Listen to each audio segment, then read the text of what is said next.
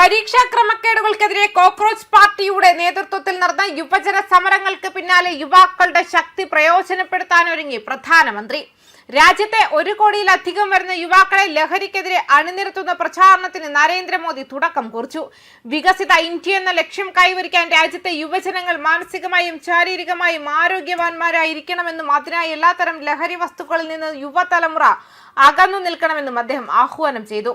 രാജ്യത്തെ യുവാക്കളിൽ ലഹരി ഉപയോഗം ഇല്ലാതാക്കുക എന്ന ലക്ഷ്യത്തോടെ ആരംഭിച്ച നാശാമുക്ത് യുവ ഫോർ വികസിത് ഭാരത് സങ്കൽപ് അഭിയാൻ പദ്ധതിയുടെ ഉദ്ഘാടനം ഓൺലൈനായി നിർവഹിച്ച് സംസാരിക്കുകയായിരുന്നു പ്രധാനമന്ത്രി. ഈ പ്രചാരണം യുവജനങ്ങൾക്കായി മാത്രമല്ലെന്നും അവരുടെ കുടുംബത്തിനും സമൂഹത്തിനും രാജ്യത്തിനും വേണ്ടിയുള്ളതാണെന്നും അദ്ദേഹം പറഞ്ഞു. യുവാക്കളെ ലഹരിയിൽ നിന്ന് അകറ്റി നിർത്തുകയും സ്വന്തം സമൂഹത്തിൽ നല്ല മാറ്റങ്ങൾക്ക് നേതൃത്വം നൽകുന്നവരാക്കി വളർത്തുകയുമാണ് പദ്ധതിയുടെ ലക്ഷ്യം. പരിപാടിയുടെ ഭാഗമായി രാജ്യവ്യാപകമായി നടത്തുന്ന 100 ആഴ്ച നീളുന്ന ജനഭാഗീദാരി ക്യാമ്പയിനും തുടക്കമായി. എല്ലാ ഞായറാഴ്ചയും രാജ്യത്തിന്റെ വിവിധ ഭാഗങ്ങളിൽ ലഹരി വിരുദ്ധ ബോധവൽക്കരണ പരിപാടികൾ സംഘടിപ്പിക്കും. കായിക മത്സരങ്ങൾ, സാംസ്കാരിക പരിപാടികൾ, ബോധവൽക്കരണ ക്യാമ്പയിനുകൾ, ചർച്ചകൾ, സംവാദങ്ങൾ തുടങ്ങി ഇതിന്റെ ഭാഗമായി സംഘടിപ്പിക്കും. പ്രധാനമന്ത്രിയുടെ ലഹരി മുക്ത ഭാരത് എന്ന കാഴ്ചപ്പാടിന്റെ ഭാഗമായാണ് 2020 നാശാമുക്ത് ഭാരത് അഭിയാൻ ആരംഭിച്ചെന്ന് കേന്ദ്ര യുവജനകാര്യ കായിക മന്ത്രി മൻസുഖ് മാണ്ഡവ്യ പരിപാടിയിൽ പറഞ്ഞു. ഒരു വികസിത ഇന്ത്യ കെട്ടിപ്പടുക്കുക എന്ന ലക്ഷ്യം രാജ്യം നിശ്ചയിച്ചിരിക്കുമ്പോൾ യുവാക്കൾ ശാരീരികമായും മാനസികമായും ആരോഗ്യത്തോടെയും ആത്മവിശ്വാസത്തോടെയും തുടരുന്നതിന് ദോഷകരമായ ആസക്തികളിൽ നിന്നും വിട്ടുനിൽക്കേണ്ടത് അത്യാവശ്യമാണ്. ഇതാണ് ഈ ക്യാമ്പയിന്റെ ലക്ഷ്യം, മോദി കൂട്ടിച്ചേർത്തു. യുവാക്കൾ മയക്കുമരുന്ന് ആസക്തിയുടെ അപകടങ്ങളെക്കുറിച്ച് മനസ്സിലാക്കുന്നുണ്ടെന്നും സാധ്യമായ എല്ലാ വഴികളിലും അവബോധവും ജാഗ്രതയും പുലർത്തുന്നുണ്ടെന്നും ഉറപ്പാക്കാൻ എല്ലാവരും പ്രതിജ്ഞ എടുക്കണമെന്ന് അദ്ദേഹം ആവശ്യപ്പെട്ടു. ഇന്നു മുതൽ രാജ്യമെമ്പാടും നാശാമുക്ത് യുവ അഭിയാൻ ആരംഭിക്കുകയാണ്. ഇത് ഒരു കൂട്ടായ ക്യാമ്പയിനായി മാറുമ്പോൾ സ്വന്തമായി എന്തെങ്കിലും ചെയ്യാൻ കഴിയാത്തവർക്ക് പോലും പുതിയ ഊർജം ലഭിക്കും.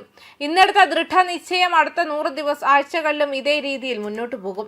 എല്ലാ ഞായറാഴ്ചകളിലും കലാ, സംസ്കാരം, കായികം, ധ്യാനം, ആത്മീയത, സേവനം എന്നിവയുമായി ബന്ധപ്പെട്ട പ്രവർത്തനങ്ങൾ സംഘടിപ്പിക്കും. ലഹരിയിൽ നിന്നും മുക്തി നേടാനുള്ള സന്ദേശം പുതിയ ആളുകളിലേക്ക് എത്തും. വരാനിരിക്കുന്ന 100 ഞായറാഴ്ചകൾ മയക്കുമരുന്ന് വിമുക്ത ഇന്ത്യയിലേക്കുള്ള 100 ശക്തമായ ചുവടുവയ്പ്പുകളെ അടയാളപ്പെടുത്തുമെന്നും അദ്ദേഹം കൂട്ടിച്ചേർത്തു.